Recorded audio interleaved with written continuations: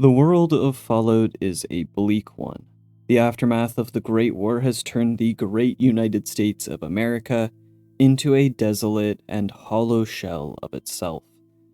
As such, there are few stories in the wasteland that come with happy endings. So let's talk about what I believe to be one of Fallout's most depressing quests, and that is Fallout 76's Cold Case side quest. Let's get into it. Cold Case is an optional side quest that can be found in the Toxic Valley region of Appalachia. It sees the Vault Dweller from 76 attempt to solve a missing persons case from before the Great War. Frederick, or Freddy Wood, was only a 7-year-old child when he was abducted from Wavy Willard's waterpark in 2077. Accompanied by his Miss Nanny, Miss Annie, Freddy was lured and taken from the park on what should have been a day full of fun. The quest starts at the abandoned waterpark and takes you on a journey following Freddy's footsteps, uncovering long-forgotten clues in a world that no longer remembers the boy. And I think that this is part of the reason why Cold Case is so disturbing. It's not some simple investigation, but rather we're trying to uncover a 2-decade-old mystery and bring closure to an incident that was overshadowed by the end of the world. Freddy deserves to have a conclusion to his story.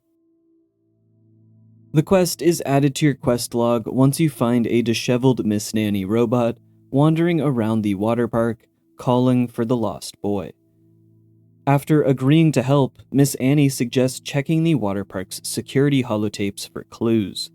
A terminal mentions 1, the kidnapping, and 2, holotape recordings that seem to capture the audio of Freddy's abduction.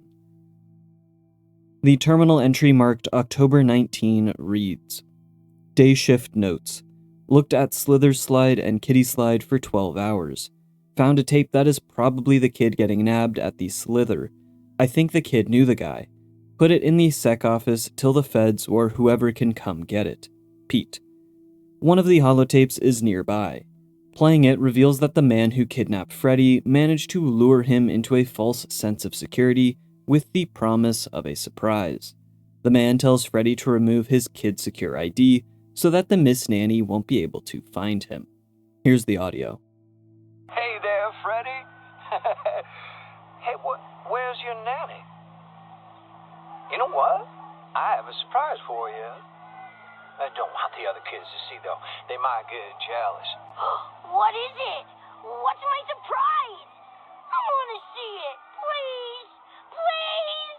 Where is it? I don't think your nanny will like it.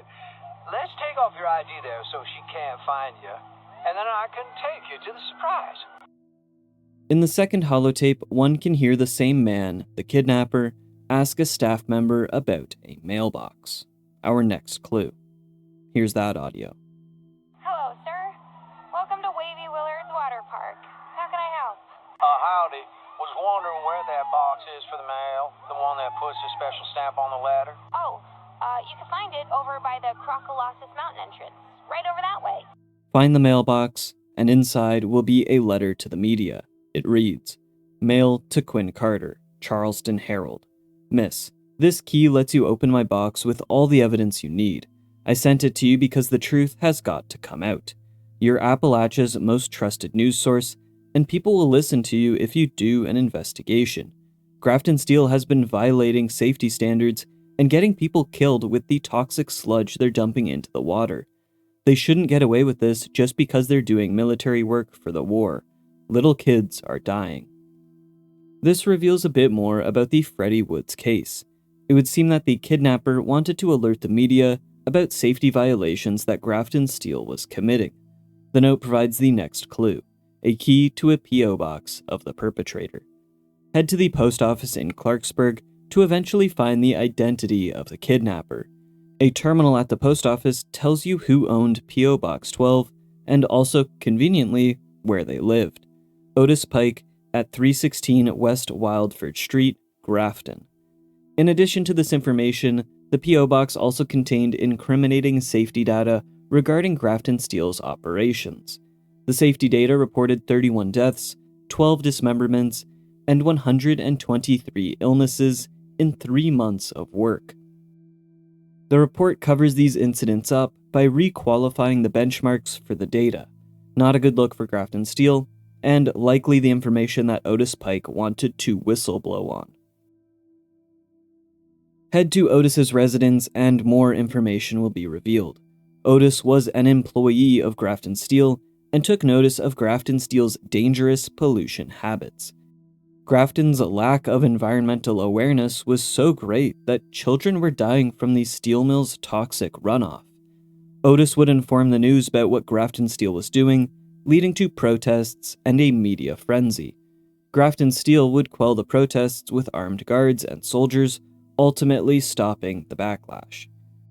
For his part in allegedly leaking information, Otis would be fired from Grafton Steele. And so Otis was put in this tricky situation. His initial attempts at shutting down the plant by reporting on its pollution didn't work, so instead he hatched a different plan. Otis would kidnap Freddy Wood, who turned out to be the son of Grafton Steele's CEO, Arthur Woods. He would demand a ransom that included the permanent ceasing of operations of Grafton Steele's steel mill. And Otis managed to commit the kidnapping quite easily because, as it turns out, Otis was actually Freddy's uncle.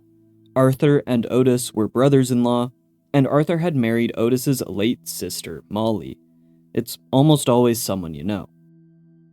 Anywho, the terminal at Otis's house further reveals that Otis had interest in the operation of the nearby Grafton Dam. That's the next stop. In searching the Grafton Dam, we start to reach the conclusion of this missing persons case. Otis's written diary found in the Grafton Dam reads, more of this diary, still dumb to write it down. October 15th, 2077. Checked out the water park where the kid will be in a couple of days. Almost got caught, but dropped some Grafton Steel Mill protest leaflets to throw off people. October 17th, 2077. I knew the kid was a brat, but I had no idea. Maybe this wasn't a great plan. October 18th, 2077. We're holed up in the dam. I've got the place locked down tighter than a miser's cupboard. Not having much luck with a ransom. It's not like I wanted money, just shut the plant down and get some safety people in there to make it better. October 20th, 2077. The kid was having fun with our great adventure. Now all it does is whine and draw rude pictures. I'm not sure who's the captive here. Arthur left a note at the ransom site, said I could keep his kid, wouldn't shut down the plant, would let his only son go to save the country from commies. Nice. October 21, 2077. I swear this kid is plotting to kill me. He keeps bumping me when I'm on the catwalk. He was playing with a bit of rope, saying he was practicing his Pioneer Scout knots, but I'm pretty sure he was making a noose. It turns out that Otis took Freddy to the dam while awaiting a response from Arthur Woods about the ransom. Arthur would mostly ignore Otis's demands, dragging on Freddy's time in captivity. Now, despite his actions, Otis didn't have any malicious intent towards Freddy. Otis merely wanted to shut the steel mill down in order to save other children from dying due to pollution. But Freddy's dad, Arthur, called Otis's bluff. He cared not about the well-being of his son or other children, ensuring that the Grafton steel mill would not shut down just because his only child was taken hostage. I mean, he's definitely not going to get a best dad ever mug on Father's Day. But, thankfully, according to some scribbled notes from the kid, Freddy never really truly understood the situation that he was in. He just thought he and Uncle Otis were having a grand adventure. But as the days dragged on, Otis and Freddy started to become more annoyed with one another. Freddy records his point of view in some scribbled notes. Freddys Secrets. Uncle Otis got me a Grognak game. He's so cool. We got to go inside the dam. Uncle Otis said he was getting us food. I hope he gets us pizza. Pizza is cool.